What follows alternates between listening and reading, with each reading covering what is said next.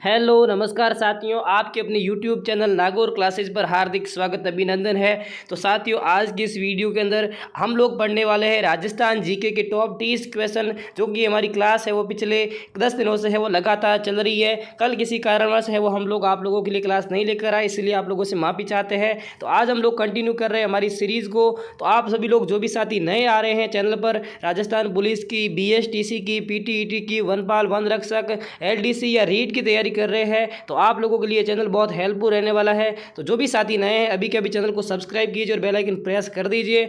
और हम देरी नहीं करते हुए चलते हैं आज के सीरीज़ की तरफ, आज के सेशन की तरफ। तो जो भी साथी नए हैं सब्सक्राइब कीजिए, बेल आइकन भी प्रेस कर दीजिए। और आप लोगों को इस वीडियो को देखने के बाद में बताना है कि आप लोगों के 30 में से कुल कितने प्रश्न सही होते हैं। हम चलते हैं आज के राजस्थान जीके के पहले प्रश्न की तरफ। वीडियो को लाइक भी कर देना और एक अच्छा सा कमेंट भी कर देना। हाँ, पहला प्रश्न आप लोगों की स्क्रीन पर आता है, पंडित झाबरलाल शर्मा शोध संस्थान कहाँ स्थित है? जल्दी से जल्दी आप लोग कमेंट करते रहेंगे ताकि कमेंट के माध्यम से आप लोगों के उत्तर हम तक पहुंच जाए। तो पंडित झाबरलाल शर्मा की हम लोग बात कर रहे हैं। तो पंडित झाबरलाल शर्मा शोध संस्थान कहाँ पर स्थित है? तो यहाँ पर आप लोगों के ए ऑप्शन राइट हो जाएगा, जयपुर में स्थित है। कहाँ स्थित है? जयपुर के अंदर स्थित है पंडित झाबरलाल शर्मा शोध संस्थान। चलते हैं दूसरे प्रश्न की तरफ। दूसरा प्रश्न स्क्रीन पर आता है, टोटम किस जनजाति के कुल देवता है? जल्दी से उत्तर बताइए आप लोग। टोटम किस जनजाति के कुल देवता माने जाते हैं? बहुत इंपॉर्टेंट प्रश्न ये बनता है, टोटम किस जनजाति के कुल देवता है?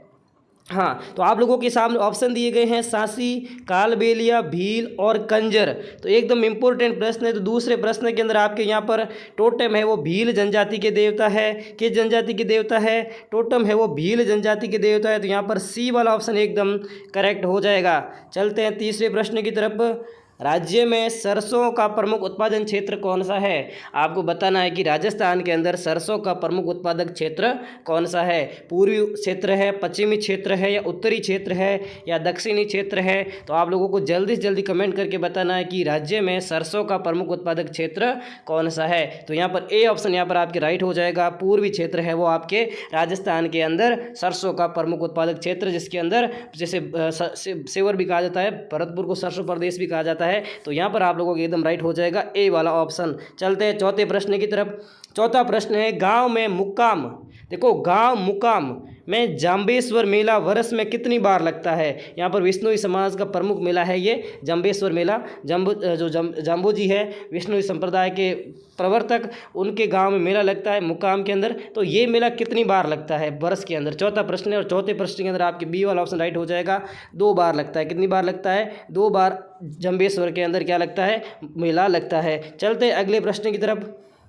हाँ, अगला प्रश्न पांचवा प्रश्न है, गणेश जी का प्रसिद्ध मेला कहाँ भरता है? बहुत इंपॉर्टेंट प्रश्न है। इस वीडियो के लिए एक बार लाइक, इस प्रश्न के लिए एक बार लाइक का बटन दबा देना, ठीक है? लाइक जल्दी जल्दी कर देना, फिर आगे चलते हैं। गणेश जी का प्रसिद्ध मेला राजस्थान के अंदर कहाँ भरता है? बहुत इंपॉर्टेंट प्रश्न है। ए में सवाई माधोपुर, बी में जयपुर और सी में करौली और डी के अंदर भरतपुर है। तो आप सभी को पता है कि गणेश जी का प्रसिद्ध मेला है वो ए यहाँ पर सवाई माधोपुर के अंदर भरता है, ठीक है? ए वाला ऑप्शन राइट हो जाएगा, एकदम करेक्ट। चलते हैं छठे प्रश्न की तरफ। छठा प्रश्न है, वह जिला जिसमें भर्तहरी मेला आयोजित होता है। बहुत इंपॉर्टेंट प्रश्न है, गजब का प्रश्न है। तो इस प्रश्न के लिए लाइक भी करते रहना साथ में, ठीक है?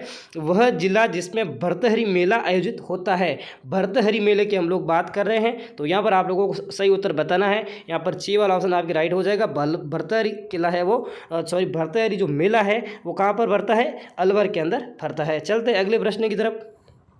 हाँ, ख्वाजा मोइनुद्दीन चिश्ती का उर्स किस ज़िले में आयोजित होता है या किस ज़िले में मनाया जाता है? ख्वाजा मोइनुद्दीन चिश्ती का उर्स किस ज़िले में मनाया जाता है? एकदम इंपॉर्टेंट प्रश्न है, सरल प्रश्न भी है। तो आप लोगों को जल्दी से जल्दी बिना हिचकिचाए उत्तर दे देना है। तो यहाँ पर 7वें प्रश्न के अंदर आप लोगों के राइट हो जाएगा ए वाला ऑप्शन। अजमेर के अंदर है वो ख्वाजा मोइनुद्दीन चिश्ती का उर्स भरता है। चलते हैं 8वें प्रश्न की तरफ। हाँ, 8वां प्रश्न है, बडार का भोजन निम्न में से किस अवसर पर रखा जाता है? बहुत इंपॉर्टेंट प्रश्न है। बडार का भोजन निम्न में से किस अवसर पर रखा जाता है? बडार का भोजन बहुत इंपॉर्टेंट, एकदम करेक्ट। यहाँ पर आप लोगों के 8वें के अंदर सभी के राइट ऑप्शन है। एक आप सभी लोगों के उत्तर सही आ रहे हैं, जैसा आप लोगों ने सोचा है वही एकदम सही है। यहाँ पर सी वाला ऑप्शन राइट हो जाएगा। बडार का भोजन है विवाह के अवसर पर किया जाता है, रखा जाता है। चलते अगले प्रश्न की तरफ। भीलों में छेड़ा फाड़ना क्या है? बहुत इंपॉर्टेंट प्रश्न है, बार बार एग्जाम में ये प्रश्न क्या है रिपीट हुआ है। जो ये प्रश्न नवा प्रश्न है, एग्जाम में बार बार रिपीटेड प्रश्न है कि भीलों में छेड़ा फाड़ना क्या कहलाता है। यहाँ पर एक त्यौहार है, तलाक है, पुत्र जन्म है या विवाह है। तो आप सभी को पता है कि भीलों में छेड़ा फाड़ना है वो तलाक कहलाता है, तलाक हो जाना कहलाता है। यहाँ पर बी वाला ऑप्शन राइट हो जाएगा। चलते हैं अगले प्रश्न की तरफ। अगला प्रश्न है, राजस्थान में राइका जाति का संबंध किस पशु से है। बहुत इंपॉर्टेंट प्रश्न है और बार बार पूछा गया प्रश्न है, तो जल्दी से उत्तर दे दीजिए। 10वां प्रश्न स्क्रीन पर है आप लोगों की। राजस्थान में राइका जाति, किस जाति की बात कर रहे हैं, राइका जाति, जो अपना आराध्य किसे मानती है, पाबू जी को मानती है, कोड़ू के पाबू जी। तो फलोदी में उनका प्रसिद्ध मंदिर भी है, जिन्हें ऊँटों के देवता भी कहते हैं। क्या कहते हैं, ऊँटों के देवता भी कहा जाता है। जब ऊँट बीमार पड़ता है तो पाबू जी की क्या की जाती है, पूजा भी की जाती है। तो यहाँ पर आप लोगों को बताना है कि राइका जाति का संबंध किस पशु से है। तो 10वें के अंदर आप लोगों के ए वाला ऑप्शन राइट हो जाएगा, ऊँट वाला ऑप्शन यहाँ पर एकदम करेक्ट हो जाएगा। चलते हैं 11वें प्रश्न की तरफ। 13 ताली नृत्य में कितने मंजीरों की ताल होती है। 13 ताली नृत्य की हम लोग बात कर रहे हैं।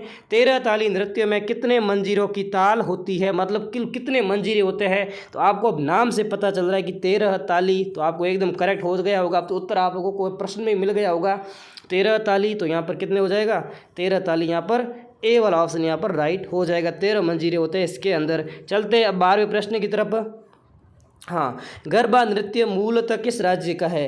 अब बहुत इंपॉर्टेंट प्रश्न बनता है, ये गरबा नृत्य से संबंधित है। अभी आपको पता है नवरात्रि चल ही रही है, तो गरबा तो हर जगह आयोजित होता ही होगा, ठीक है। तो गरबा नृत्य मूलतः किस राज्य का है, विशेष कर ये आप लोगों को बताना है कि किस राज्य के अंदर प्रसिद्ध है, किस राज्य का है वो ये नृत्य है। तो आप सभी लोग उत्तर दीजिए, जल्दी से जल्दी उत्तर दीजिए। यहाँ पर गरबा नृत्य आप लोगों के राइट हो जाएगा, किस जिले का, किस राज्य का, सॉरी, तो गुजरात का यहाँ पर आपके राइट हो जाएगा गरबा, ठीक है। गुजरात का डी वाला ऑप्शन यहाँ पर आपके राइट हो जाएगा, ठीक है। गुजरात का यहाँ पर आपके गरबा है वो राइट हो जाएगा। चलते हैं अगले प्रश्न की तरफ। अगला प्रश्न स्क्रीन पर है आप लोगों की, जल्दी से मैं लेकर आ रहा हूँ। अगला प्रश्न है, हाँ, कत्रियासर गांव किस नृत्य का उद्भव माना जाता है। बहुत इंपॉर्टेंट प्रश्न है, कत्रियासर गांव किस नृत्य का उद्गम माना जाता है। यहाँ पर एकदम इंपॉर्टेंट प्रश्न है, कत्रियासर की हम लोग बात कर रहे हैं, ये बार बार रिपीटेड प्रश्न भी है। तो यहाँ पर ए के अंदर है गीदड़, बी में कच्ची घोड़ी, सी में अग्नि नृत्य और डी में घुड़ला। तो आपको पता है कि जो जसनाती संप्रदाय की प्रमुख पीठ है वो भी कहाँ स्थित है, कत्रियासर में है। क्या है, जसनाती संप्रदाय की हम लोग बात करते हैं, तो जसनाती संप्रदाय की प्रमुख पीठ ये भी कहाँ है, कत्रियासर बीकानेर के अंदर है। और हमको ये पता है कि जो जाम्बोजी का संप्रदाय है, जसनाती संप्रदाय, इसका प्रमुख नृत्य कौन सा नृत्य है, अग्नि नृत्य है। तो यहाँ पर सी वाला ऑप्शन आप लोगों के राइट हो जाएगा। चलते हैं अगले प्रश्न की तरफ, 15वें प्रश्न की 14वें प्रश्न की तरफ। हाँ, 14वां प्रश्न है कि डिग्गीपुरी का राजा नृत्य संबंधित है। डिग्गीपुरी के राजा नृत्य संबंधित है, मतलब बहुत इंपॉर्टेंट प्रश्न है कि डिग्गीपुरी का जो राजा नृत्य है वो किससे संबंधित है, टोंक से है, कोटा से है, करौली से या सवाई माधोपुर से है। तो 14वें के अंदर आप लोगों के बी वाला ऑप्शन राइट हो जाएगा, डिग्गीपुरी का राजा नृत्य टोंक से संबंधित है। चलते हैं 15वें प्रश्न की तरफ। राजस्थान की कालबेलिया जनजाति का प्रमुख व्यवसाय क्या है, जल्दी से बताइए। अब नाम से पता चल रहा है और ये प्रश्न इंपॉर्टेंट भी है, बार बार पूछा भी जाता है कि राजस्थान की कालबेलिया जनजाति का प्रमुख व्यवसाय क्या है। तो यहाँ पर आप सभी को पता है कि सांपों को पकड़ना क्या है, कालबेलिया का प्रमुख व्यवसाय है। तो बी वाला ऑप्शन आपके यहाँ पर भी राइट हो जाएगा। अब 16वां प्रश्न आप लोगों को स्क्रीन पर आता है, मीणा पुराण किस मुनि द्वारा लिखा गया है। बहुत इंपॉर्टेंट प्रश्न है, एग्जाम में रिपीटेड प्रश्न है, आ भी सकता है। जो ये प्रश्न हम आप लोगों के लिए लेकर आते हैं कि हर किसी न किसी एग्ज़ाम में ये प्रश्न रिपीटेड हुए हैं, इंपॉर्टेंट प्रश्न बनते हैं। तो जो भी आने वाला एग्ज़ाम है उसकी दृष्टि से महत्वपूर्ण सीरीज रहने वाली है। तो सभी साथी है वो शाम को 8:30 बजे है वो ज्वाइन करना ज़रूर भूलें। और यदि आप 8:30 बजे ज्वाइन नहीं कर पाते, जब भी समय मिले तो वीडियो को ज़रूर देखें। तो मीणा पुराण किस मुनि द्वारा लिखा गया आप लोगों को बताना है। 16वां प्रश्न है, तो 16वें प्रश्न के अंदर आपके सी वाला ऑप्शन राइट हो जाएगा, मुनि मगर सागर द्वारा मीणा पुराण लिखा गया। चलते हैं अगले प्रश्न की तरफ। अगला प्रश्न है, मैदानी भागों में भील जनजाति द्वारा वन काट कर की जाने वाली कृषि को क्या कहते हैं। यहाँ पर देखो आप लोगों को बताना है, जो भील जनजाति है वो क्या करती है, वनों को काट करके खेती करती है, उससे क्या कहते हैं। यहाँ पर जनजाति विशेष से पूछा गया है, तो आपको थोड़ा सावधानीपूर्वक उत्तर देना पड़ेगा। यहाँ पर 17वें प्रश्न के अंदर सी वाला ऑप्शन राइट हो जाए। जिसे दजिया भी कहते हैं, क्या कहते हैं, दजिया कहते हैं। जो भील करते हैं, मतलब जो जनजाति खेती करती है वनों को काट करके, उसे दजिया भी कहते हैं। और धजिया भी बोलते हैं, उसको क्या बोलते हैं, धजिया भी बोलते हैं, धजिया। दजिया बी, तो यहाँ पर दजिया राइट हो जाएगा, सी वाला ऑप्शन। चलते हैं 18वें प्रश्न की तरफ। 18वां प्रश्न, आदिवासी का शाब्दिक अर्थ क्या होगा? बहुत इंपॉर्टेंट प्रश्न है ये बनता है, तो जल्दी से बता दीजिए आदिवासी का शाब्दिक अर्थ क्या होता है। आप सभी को पता ही है, आदिवासी का शाब्दिक अर्थ होता है वो समाज जो आदिकालीन परंपरा में जी रहा है। यहाँ पर सी वाला ऑप्शन राइट हो जाएगा। चलते हैं 19वें प्रश्न की तरफ। हाँ, 19वां प्रश्न है कि कैरी बात की ओढ़नी किस जाति की स्त्रियों में लोकप्रिय है? बहुत इंपॉर्टेंट ये प्रश्न बनता है, कैरी बात की ओढ़नी। तो जल्दी से जल्दी कमेंट बॉक्स में उत्तर आप लोगों के आ जाने चाहिए, रुकने हैं वो नहीं चाहिए, क्योंकि क्लास इतनी इंपॉर्टेंट चल रही है, प्रश्न बहुत इंपॉर्टेंट आ रहे हैं, आपका रिविजन हो रहा है, तो आप लोगों को भी क्या करते हैं, कमेंट करते रहना चाहिए। तो यहाँ पर कैरी बात की ओढ़नी आपको पता ही है, आदिवासी महिलाओं में प्रसिद्ध है। तो यहाँ पर 19वें के अंदर आपकी बी वाला ऑप्शन राइट हो जाएगा, 19वें के अंदर बी वाला ऑप्शन राइट हो जाएगा। चलते हैं 20वें प्रश्न की तरफ। डामोर जनजाति मुख्यतः किस जिले में निवास करती है? बहुत इंपॉर्टेंट प्रश्न ये बनता है, डामोर जनजाति संबंधित। तो 20वें प्रश्न के अंदर आप लोगों के ए वाला ऑप्शन राइट हो जाएगा, डामोर मुख्यतः है वो उदयपुर में निवास करती है। चलते हैं अगले प्रश्न की तरफ, 21वें प्रश्न की तरफ। हाँ, 21वां प्रश्न है, धरती दोरारी पाथल पीतल जैसी अमर रचनाओं की रचयिता कौन है? वाह भाई, गजब का प्रश्न है ये। क्या है ये? तो प्रश्न बहुत इंपॉर्टेंट निकला 21वां प्रश्न, क्योंकि जब बात करते हैं कन्हैयालाल सेठिया का, तो राजस्थानी साहित्य के अंदर महत्वपूर्ण योगदान रहा है कन्हैयालाल सेठिया का। यहाँ पर तीसरा ऑप्शन है वो राइट हो जाएगा। तो कन्हैयालाल सेठिया ने धरती दोरा लिखी और पीतल पातल जैसी अमर रचनाएं उन्होंने है वो लिखी है। तो यहाँ पर 21वें प्रश्न का सी ऑप्शन आप लोगों के राइट हो जाएगा। चलते हैं अगले प्रश्न की तरफ। अगला प्रश्न है 22वां प्रश्न, किस देवी के मंदिर की ज्योत से केसर टपकती है? गजब भाई गजब, गजब का प्रश्न है। तो जल्दी से उत्तर है वो आप लोगों को दे देना है कि किस देवी के मंदिर की ज्योति से केसर टपकती है। जल्दी से उत्तर दीजिए।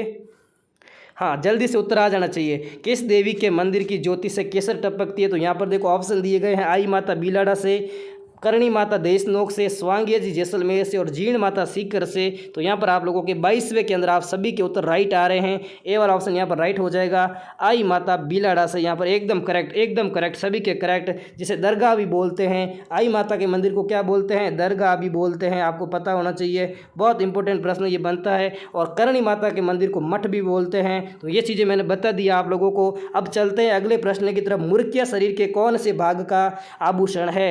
मुर्कियों की हम लोग बात करते हैं तो आप सभी को पता ही कि राजस्थान के अंदर पुरुष है वो क्या पहनते हैं? मुर्किया पहनते हैं कानों के अंदर। पुरुषों का आभूषण है, किसका है? पुरुषों का आभूषण ये है। तो आपको बताना है कि पुरुष ये आभूषण कहाँ पहनते हैं? कानों के अंदर पहनते हैं। तो यहाँ पर बी वाला ऑप्शन आप लोगों के राइट हो जाएगा। अब चलते हैं आज के 24वें प्रश्न की तरफ। 24वां प्रश्न है, चंद्रभागा मेले का आयोजन किस जिले में होता है? ये बहुत इंपॉर्टेंट मेला बनता है चंद्रभागा मेला। बार बार एग्जाम रिपीटेड प्रश्न ये रहता है, तो आप लोगों को उत्तर इसका बताना है कि चंद्रभागा मेले का आयोजन किस जिले में होता है। 24वां प्रश्न, 24वें के अंदर आपके सी वाला ऑप्शन राइट हो जाएगा, झालावाड़ के अंदर चंद्रभागा मेला आयोजित होता है। चलते हैं अगले प्रश्न की तरफ। अगला प्रश्न है 25वां, रसिया के क्षेत्र में गाया जाने वाला लोकगीत है? क्या बात है भाई, रशिया लोकगीत की हम लोग बात कर रहे हैं। यहाँ पर आप लोगों को बताना है कि रशिया के क्षेत्र में गाया जाने वाला गीत है रशिया, ना रशिया। अब बताइए जल्दी से, 25वां है, 25वें के अंदर ए वाला ऑप्शन राइट हो जाएगा।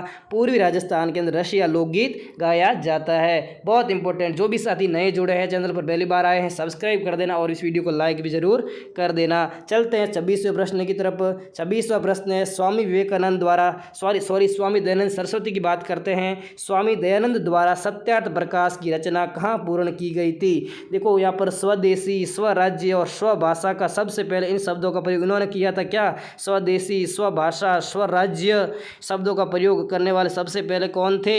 यहाँ पर कौन थे? दयानंद सरस्वती। तो राजस्थान के अंदर भी इन्होंने क्या प्रवास किया था, राजस्थान के अंदर भी वो आए थे। तो हमें ये बताना है कि स्वामी दयानंद सरस्वती द्वारा सत्यार्थ प्रकाश की रचना कहाँ पर है वो पूर्ण की गई थी। तो 26वें प्रश्न के अंदर आप लोगों के है वो बी वाला ऑप्शन राइट हो जाएगा, उदयपुर के अंदर इन्होंने पूर्ण की थी। और इन्होंने राजस्थान के अंदर परोपकारिणी सभा की भी स्थापना की थी। किसकी स्थापना की थी? परोपकारिणी सभा की हम लोग बात करते हैं, तो इसकी स्थापना भी स्वामी दयानंद सरस्वती ने राजस्थान में की थी। चलते अगले प्रश्न की तरफ।